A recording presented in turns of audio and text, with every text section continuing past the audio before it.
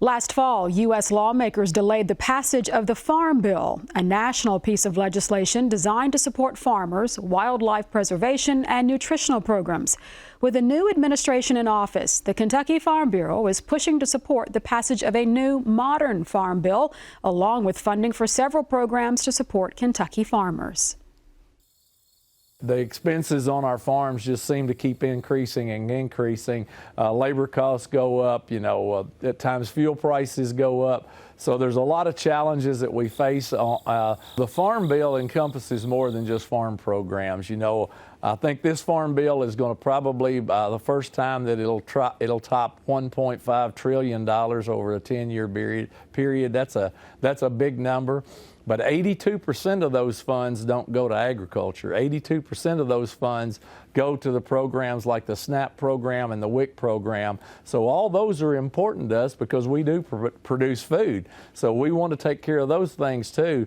But out of all that program, less than the 18% is what comes to all those programs for farmers that are out there for crop insurance and the things that we have. We'd like to see reference prices update to meet the current situation that we have. We went through a period of some very good years. Our expenses increased that, but crop values were a little bit better. Now the crop prices have come down, the market has come down some, and those expenses haven't come down quite as fast as the market has. As far as from the ag side of it, the insurance, the commodity insurance that's provided for our commodities that we raise is in the Farm Bill. That's very important to us. Like on the livestock end, for me as a cow-calf producer or a background feeder, right now, if you buy 100 head of cattle, it's going to cost you about $150,000 to $200,000 to buy just to buy 100 head. So there's a lot of risk there. So this livestock risk protection that is offered through the Farm Bill, that's very important to us as livestock producers.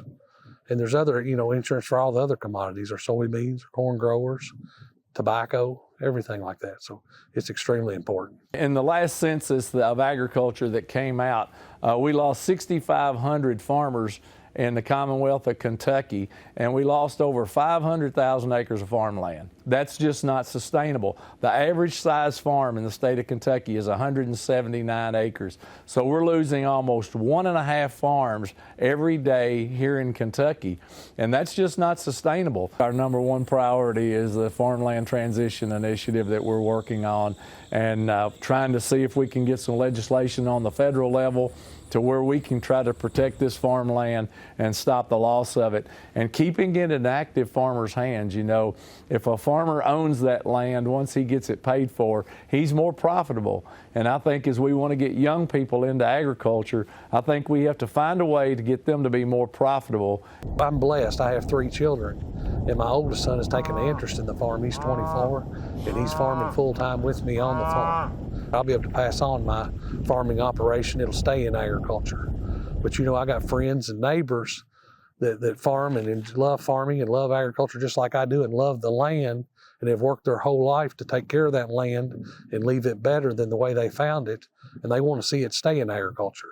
They don't want to see houses or development come in. So, with this Kentucky Farmland Transition Initiative that we're working on through Farm Bureau, our idea is a way to try to get that farmland into an active farmer's hands, whether it be a young farmer or an active farmer, but some way to see it stay in agriculture even if it has to leave the family. Some of Kentucky Farm Bureau's other priorities for 2025 include supporting international trade and increasing rural development for Kentucky's farmers.